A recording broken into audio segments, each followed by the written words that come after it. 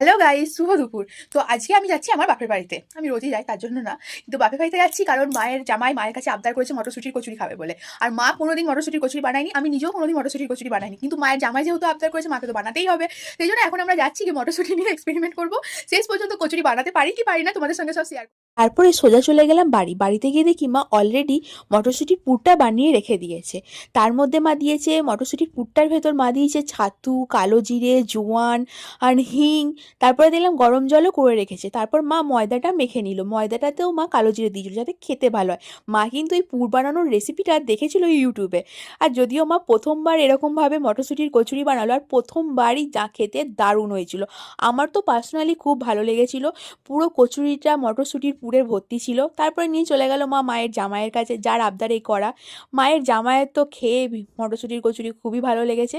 তোমাদের কেমন লাগলো এই ভিডিওটা অবশ্যই জানিও কিন্তু কমেন্টে।